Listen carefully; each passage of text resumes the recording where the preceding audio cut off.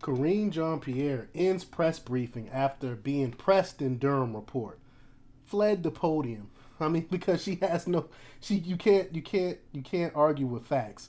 And now that the facts is out there, even left wing media is reporting on this Durham stuff, and so she can't answer to it because she can't tell the truth. So of course she's gonna run. But before we get started, go ahead and hit that like button, share this out so we can get this information out there. Subscribe if you're not already a subscriber, and hit that alarm bell so you know when I'm putting out new stuff. Also check out my link tree in the description.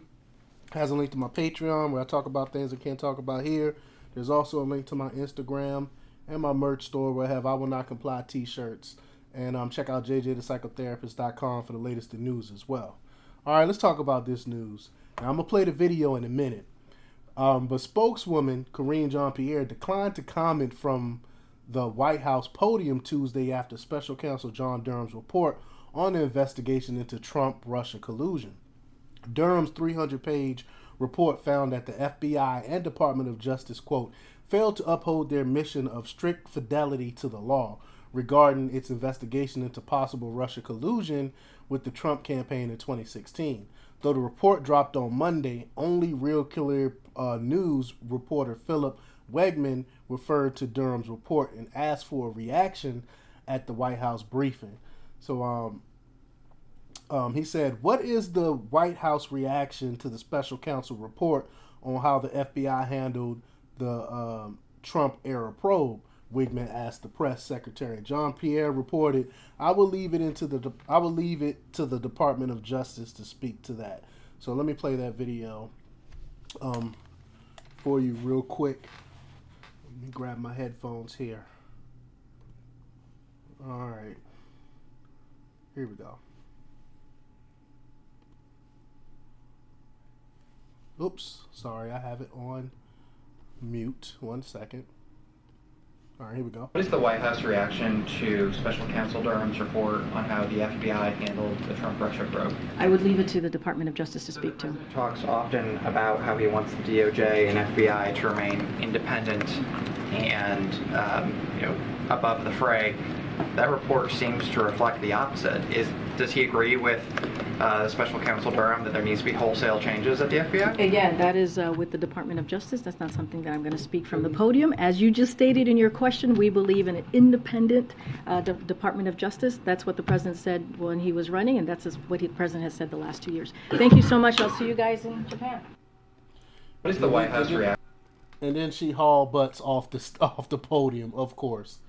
It's ridiculous. These people are ridiculous. They don't do anything right. They know they're breaking the law. They know what they're doing is illegal. But with the whole Durham thing, I don't think anything's gonna come of it. No one is gonna go to jail behind it. No one is gonna lose their job behind this. And they'll continue. The FBI will continue to do what they're doing, which is be the political arm for the Democrats. And nothing is going to happen to them. It needs to be disbanded. I keep saying, but I really don't think it's going to happen. But Wegman pressed further, asking, quote, "The president talks often about how he wants the DOJ and FBI to remain independent and above the fray. That report seems to reflect the opposite. Does he agree with Special Counsel Durham that there needs to be wholesale changes?" And then again, she said again, that is the Department of Justice. And then she closed the book and she said, that's not something that I'm going to speak from the podium, as you just stated in your question. We believe in an independent Department of Justice. Yeah, right. We know who the Department of Justice really works for, and it's not the American people. It's the Democrats is who they work for. Social media users blasted the response for ignoring both the White House and Jean-Pierre's own history with the Russian collusion allegation. And prior to becoming the White House press secretary, Jean-Pierre wrote multiple tweets supporting the theory that former President Donald Trump was, quote, illegitimate and took part in Russian collusion. In December 2016, she agreed with Senate Majority Leader Harry Reid that the Trump's campaign was all in on Russia interference, writing, quote, Flynn, Manafort, and Donald Trump himself inviting Russia to partake in espionage on our election. We know that all turned out to be false. That all turned out to be a lie. They kept pushing that narrative, even though they knew that was a lie. In 2018, she added, quote, and Russia is still winning because his puppet Trump continues to flagrantly degrade America standing on the global stage. Again, which we know is a lie. We know who's a real puppet, and that's Joe Biden, and his puppeteer is Xi Jinping from China. They run the United States through Biden. We all know this. And Ted Cruz communications advisor Steve Guest posted images of some of the tweets, adding, quote, it's no surprise KJP fled the podium. She's guilty of pushing the Russia nonsense. Quote, not surprising that Karine wouldn't want to weigh in since she said 2016 was stolen, and praised Jimmy Carter for saying Trump didn't actually win. Again, something that if I would say something like that about previous elections, I would get deplatformed. But it's okay for Democrats to say this stuff in 2016. And she tweeted on convincing Electoral College to reject Trump and was move on Spock's as it joined that effort. And Washington Examiner reporter Jerry Dunleavy wrote, citing Jean-Pierre's past tweets, quote, she's deflecting and she isn't even good at it. Psaki was a lot better with her circle back responses, journalist Ian Miles Chung commented. And I agree. I agree. This is what happened when you hire incompetent people. When you get a diversity hire, you end up with someone that like KJP, who can't even do her job. At least Psaki was good at what she was doing. Even though I can't stand her, you would never hear me say she was not good at her job, because she was really good at deflecting and things like that.